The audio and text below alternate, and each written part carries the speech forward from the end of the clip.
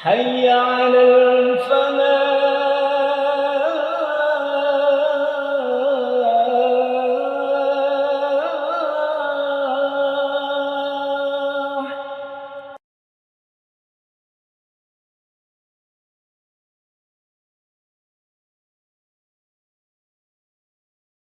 Assalamualaikum warahmatullahi wabarakatuh.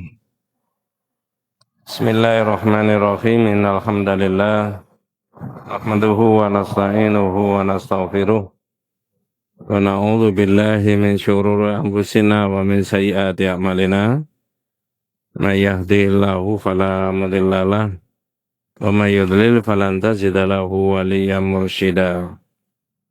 Asyhadu an la ilaha illallah wahdahu la syarikalah wa asyhadu anna Muhammadan abduhu wa rasuluhu la nabiyya ba'dah. Allahumma shalli ala Muhammad wa ala ali Muhammad kama shallaita ala Ibrahim wa ala ali Ibrahim wa barik ala Muhammad wa ala ali Muhammad kama barakta ala Ibrahim wa ala ali Ibrahim fil alamina innaka Hamidum Majid. Qala Allah Ta'ala fi kitabil karim, a'udzu billahi minasyaitonir rajim. Bismillahirrahmanirrahim. Ya ayyuhalladzina amanu taqullaha haqqa tuqatih wa la tamutunna illa wa antum muslimun.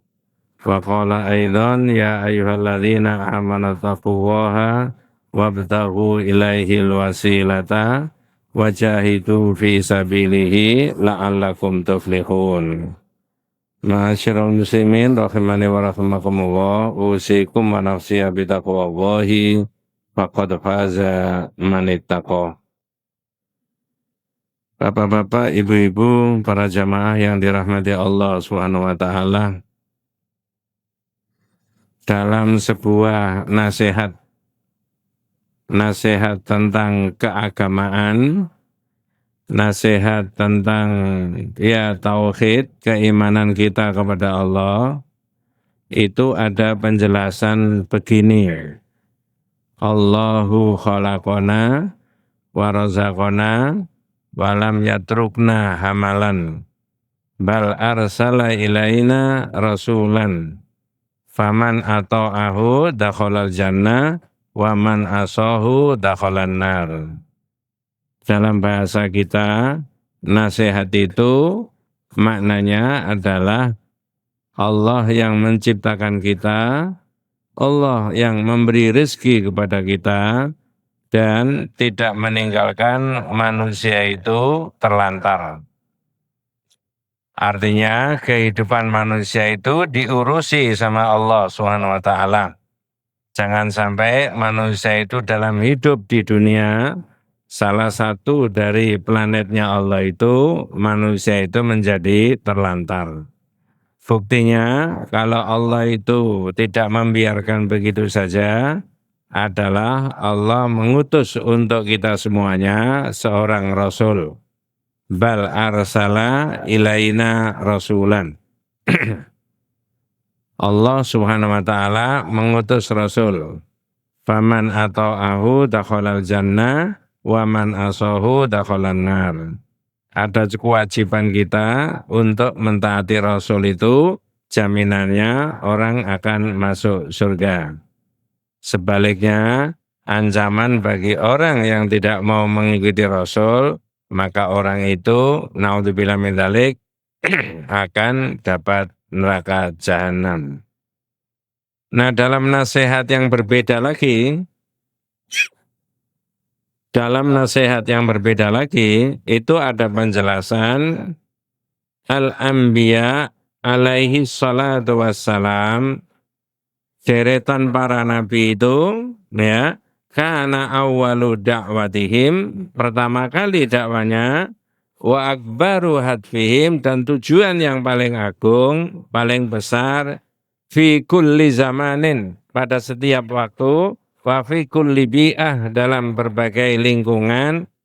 Satu, saya pakai bahasa Indonesia, para nabi itu semuanya yang diutus oleh Allah SWT, pertama kali dan titik tekannya berdakwah itu adalah pertama tashihul aqidati fillahi ta'ala, yaitu meluruskan keyakinan umat dan masyarakat tentang siapa Allah itu.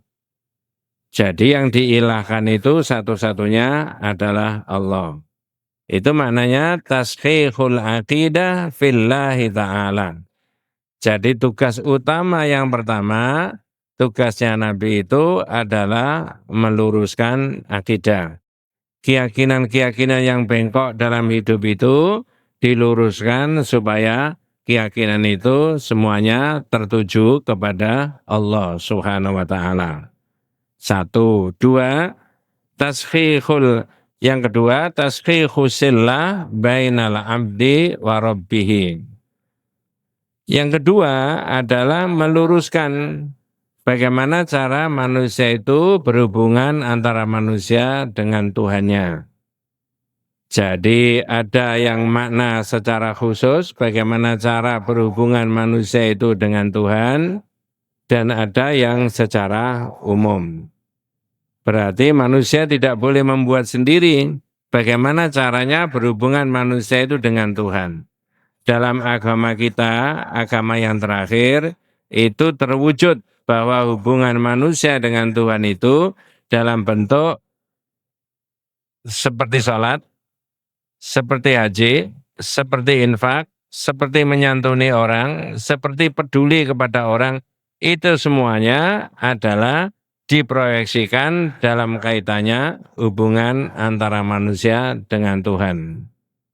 Insya Allah di mimbar Jumat, khutbah Jumat, itu saya pernah menyebutkan begini.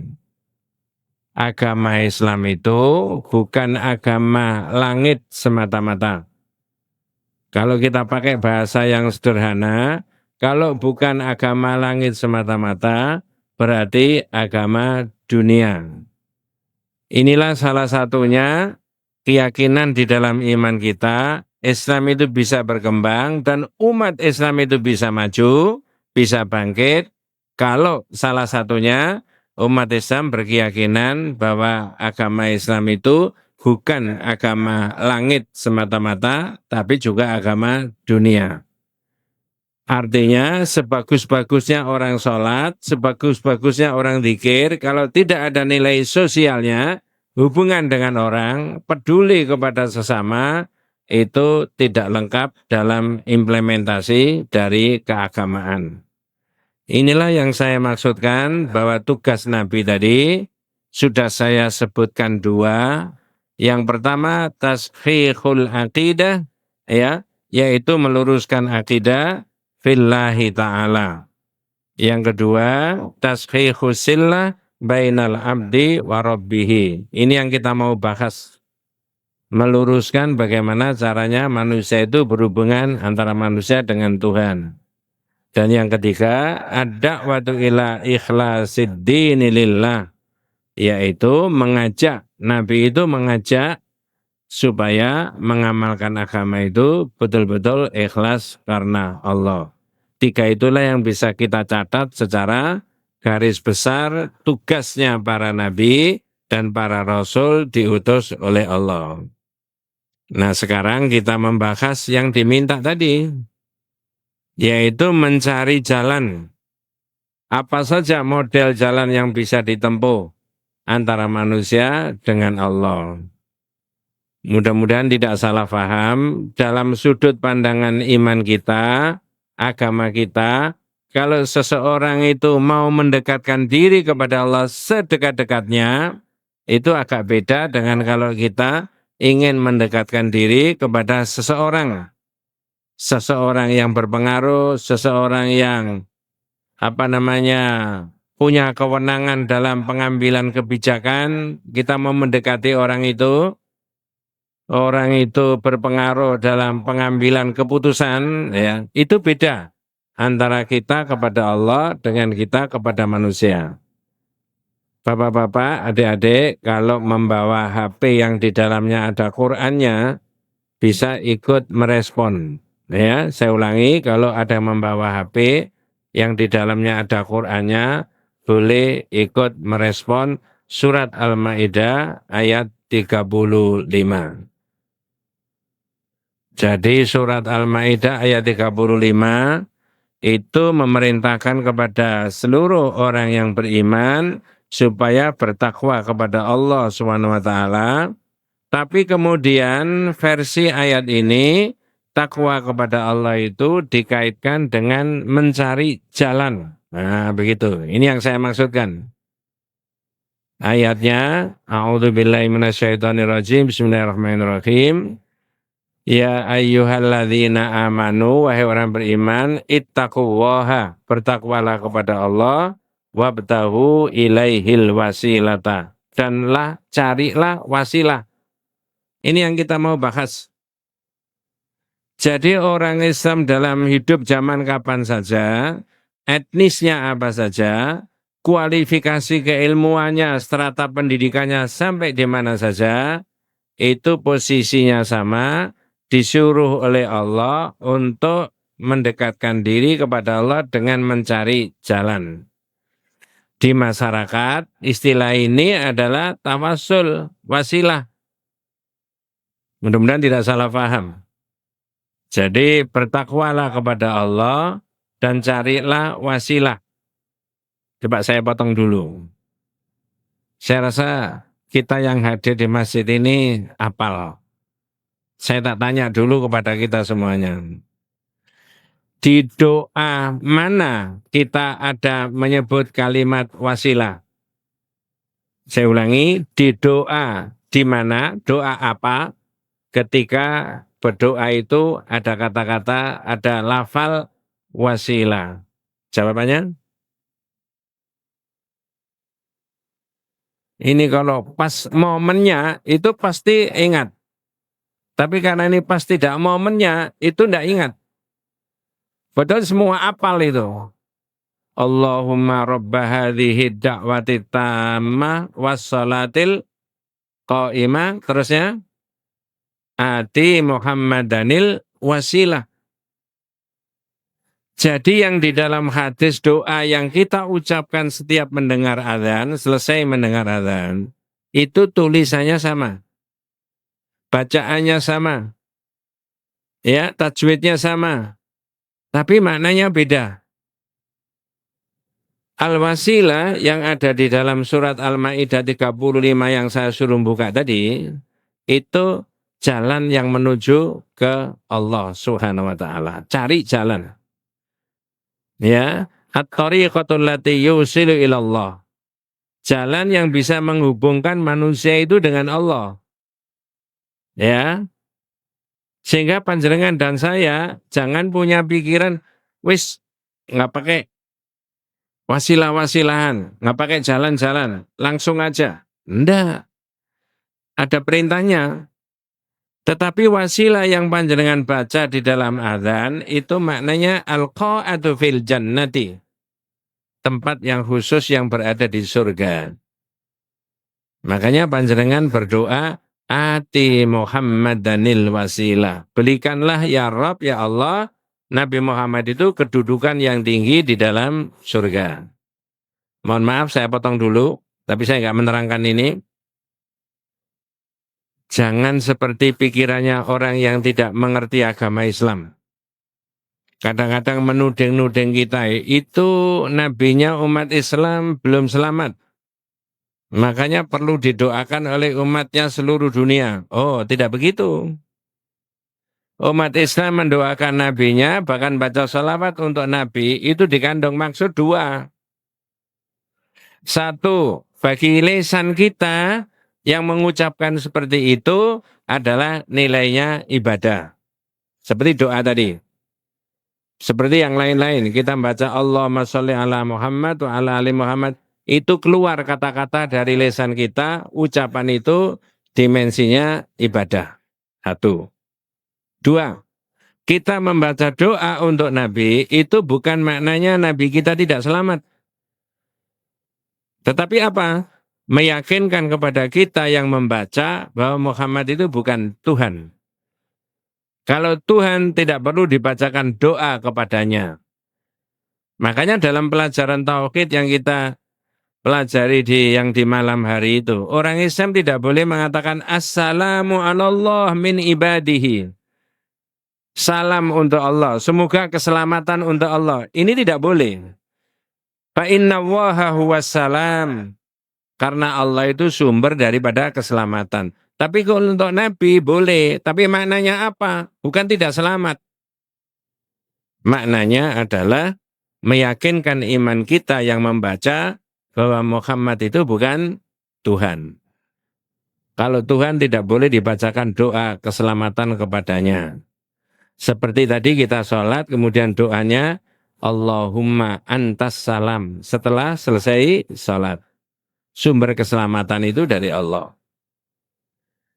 Nah, kembali kepada surat Al-Maidah tadi, Pak, 35, orang Islam disuruh mencari wasilah supaya bisa mendekatkan diri kepada Allah Subhanahu wa taala. Keterangannya di dalam kitab ini, at-tawassulul masyru', wasilah yang ada di syariatnya, huwallazi amara bihi al-Qur'an, yang diperintahkan oleh Quran. Wahakahu Rasulullah sallallahu alaihi wasallam, dan yang diceritakan oleh Nabi, wa amila bihi as-sahabah, dan yang diamalkan oleh para sahabat. Disebutkan di dalam Al-Quran, diterangkan dalam hadisnya oleh Nabi, dipraktekkan oleh para sahabat. Tidak keluar dari itu. Ya, ketika kita mau merespon surat Al-Maidah ayat 35 supaya orang mencari jalan yang bisa mendekatkan diri kepada Allah. Kemudian apa saja yang bisa ditempuh oleh kita? Satu, orang mencari jalan antara dirinya dan kepada Allah untuk mendekatkan diri itu tawassul bil imani, dengan iman masing-masing. Dari situlah ada jamaah yang tanya begini, Ustaz, kalau ada orang tidak beriman, tidak bersahadat, tapi sosialnya tinggi, sama orang baik, hampir setiap saat kalau dia dapat rezeki itu kemudian dia membagi-bagi sembako. Pertanyaannya, dapat pahala apa tidak? Kalau saya tanyakan panjenengan, dapat pahala apa enggak? Orangnya tidak beriman, tidak bersahadat, tapi duitnya banyak, sering sedekah, sering infak, sering memberi santunan. Pertanyaan saya, dapat pahala apa enggak? Enggak ya? Kalau jenengan jawab tidak, saya tanya lagi, adil enggak Allah?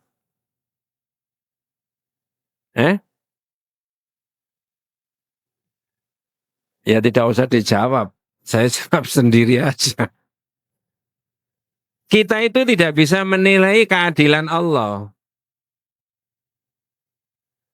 Kata seorang tokoh intelektual, berkelas internasional, orang ini nggak ada catatannya di Allah sana, nggak daftar. Orang yang syahadat itu berarti daftar sana, di catatannya Allah itu ada. Maka dengan iman tadi, menurut kitab ini, itu nyambung. Oh, kalau begitu semakin tinggi imannya seseorang, karena fluktuasi, iman itu bisa naik, semakin dekat nggak sama Allah? Jawabannya, iya. Mana dalilnya? Kalau mendekatkan diri kepada Allah itu pakai iman. Jenengan sudah hafal. Rabbana innana sami'na munadiya yunadi lil imani an aminu birabbikum fa'amanna.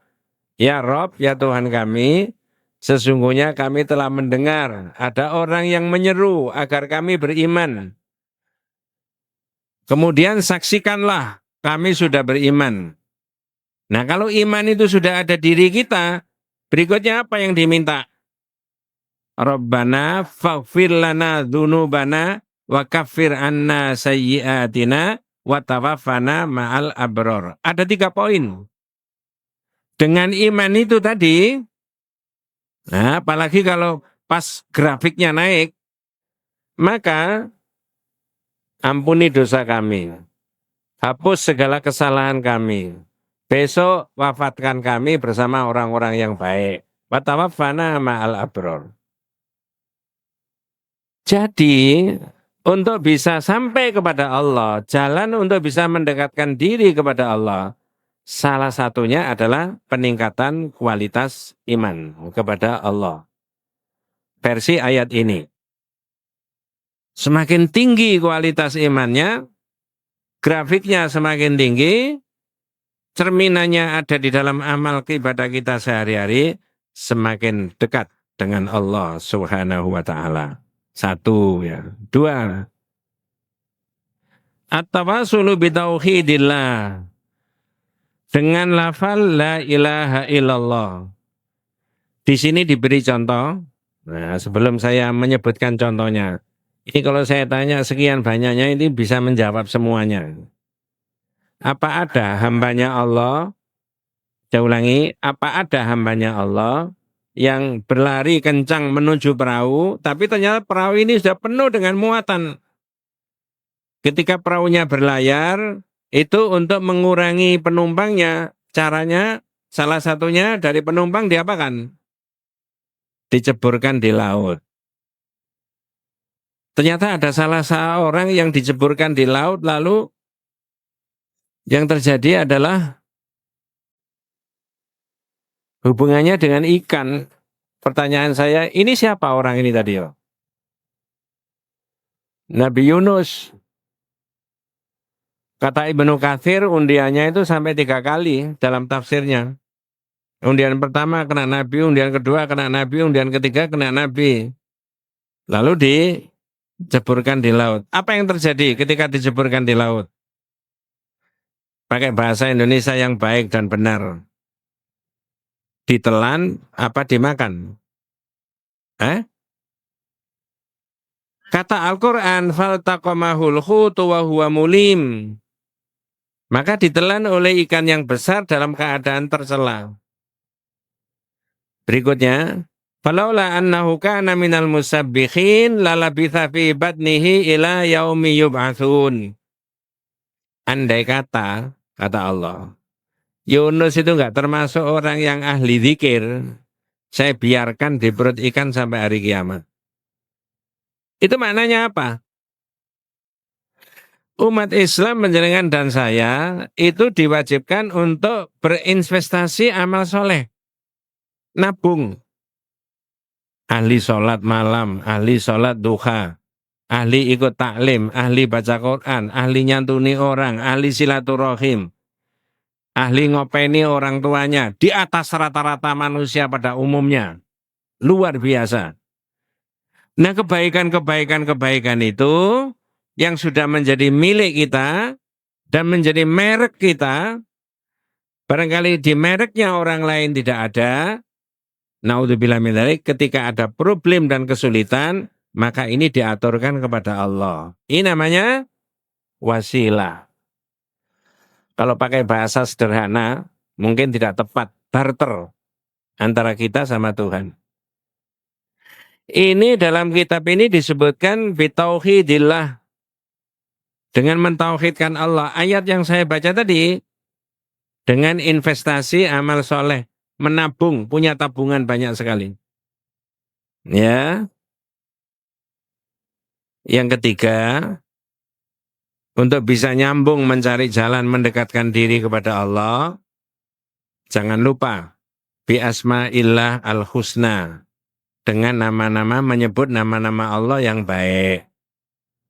Saya bolak-balik ngecek kepada jamaah, bukan dites tapi dicek. Pertanyaan saya begini, Asmaul Husna itu berapa jumlahnya? Jawabannya? Jangan 99.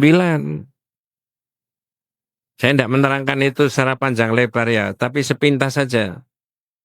Ustaz, yang mulai 99 itu siapa? Hadis. Bagaimana hadisnya? Inna lillahi tis'an wa tis'ina isman man aqsaha dakhalal jannah.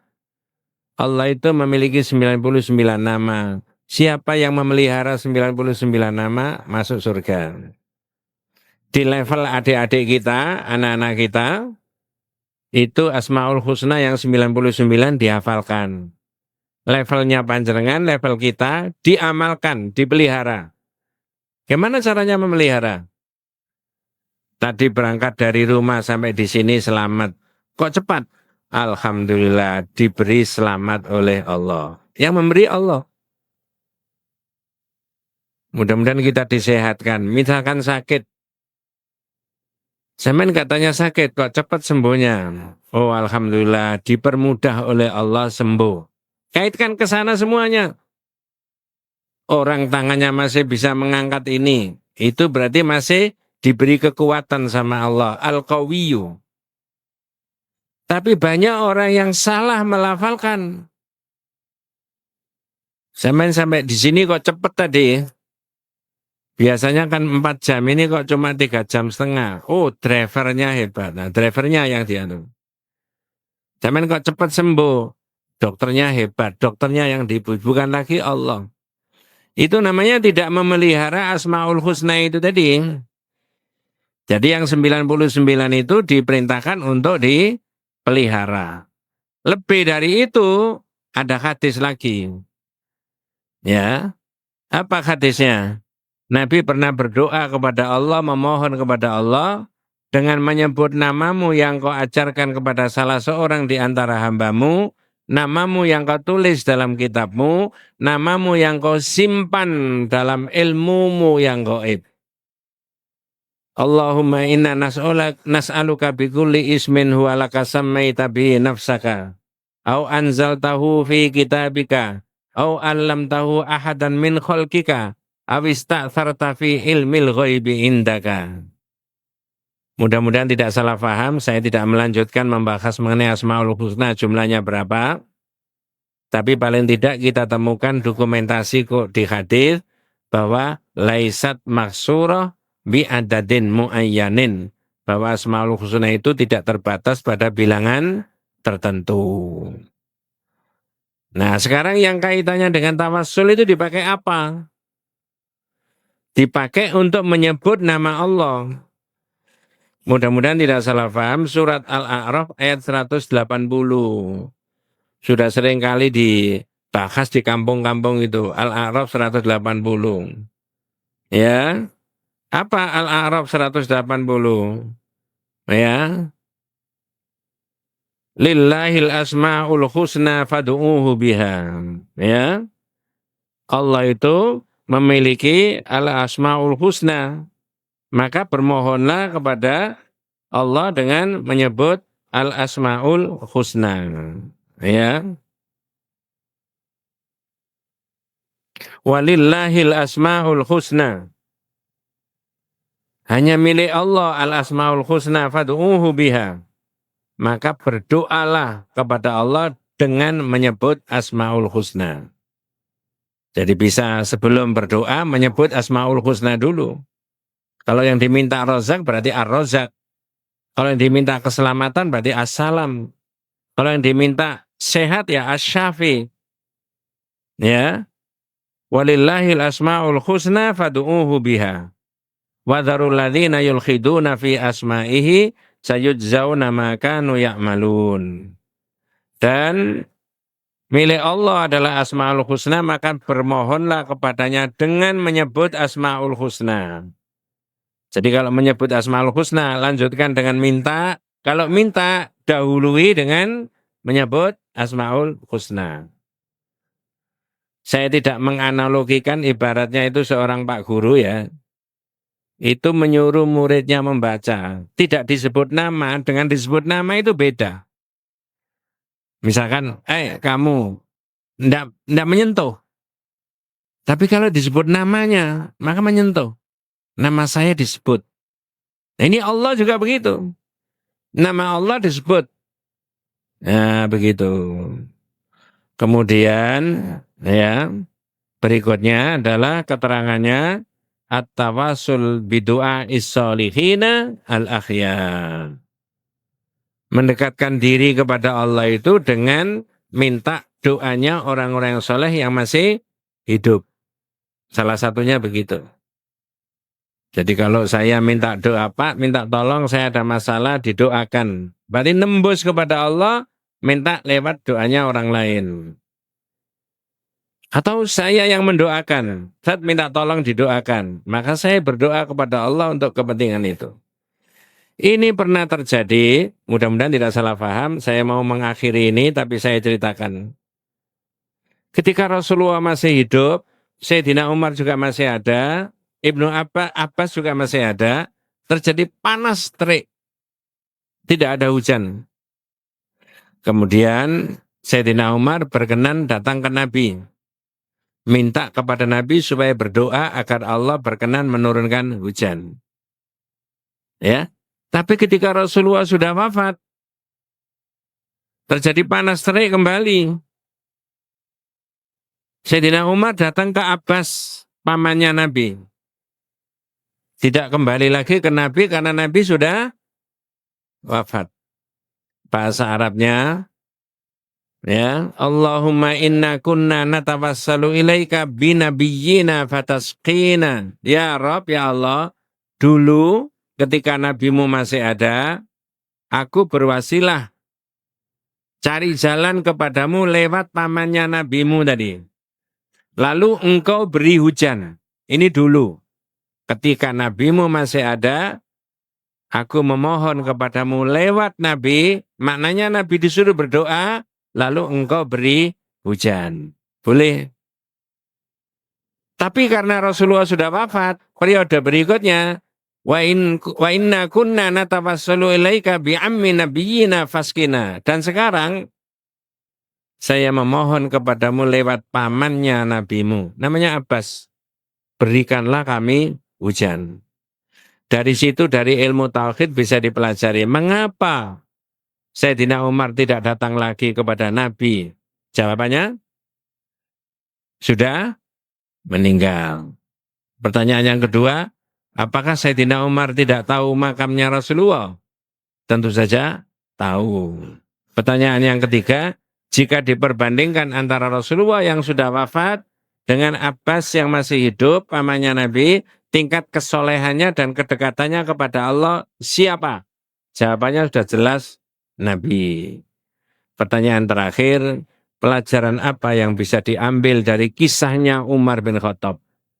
Jawabannya, menembus kepada Allah, mencari jalan kepada Allah, tawassul kepada Allah, itu diperbolehkan memakai doanya orang yang masih hidup. Wallahu a'lam.